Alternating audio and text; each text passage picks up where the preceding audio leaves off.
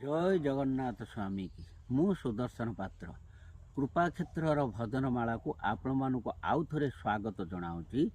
ଜଗତଜନନୀ ମା ସରସ୍ୱତୀ ଦେବୀଙ୍କ ଉପରେ ଏକ କ୍ଷୁଦ୍ର ଗୀତଟିଏ ମୁଁ ରଚନା କରି ଆପଣମାନଙ୍କ ସମ୍ମୁଖରେ ବୟାନ କରିବାକୁ ଯାଉଛି।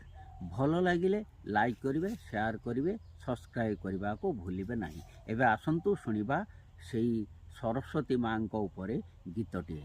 ମାଘ ମାସ ଶୁକ୍ଳ ପଞ୍ଚମୀ ଆଜି ଶୁଭ ଦିବସେ, ସରସ୍ୱତୀ ପୂଜା କରନ୍ତି ଛାତ୍ର ଛାତ୍ରୀ ହରସେ। ଆମ୍ବପତ୍ର ଡାଳେ ସଜାଇ ଦେଇ ଏକ ଆସ୍ଥାନ, ମାଙ୍କୁ ବସାଇ ଦେଇଣ କରନ୍ତି ସ୍ତୁତି ଗାନ। ବିଦ୍ୟାଦାତ୍ରୀ ମା ଶୁଣିବ ଥରେ ଗୁହାରି ଆମ, ଆଶୀର୍ବାଦ କର ମାଗ କରୁଅଛୁ ପ୍ରଣାମ। ତୁମେ ଯାହାଠାରେ ସୁଦୟା ଥରେ କର ଅନ୍ତରେ, ଯଶ ରଖିଯାଏ ଜୀବନେ ଏହି ଧରାଧାମରେ। ତୁମ କୃପାକୁ ଏ ଜୀବନେ ଯିଏ ଥରେ ଲଭିଛି, ସଂସାର ମଧ୍ୟରେ ସେ ଏକା ନାମ ରଖିଯାଇଛି।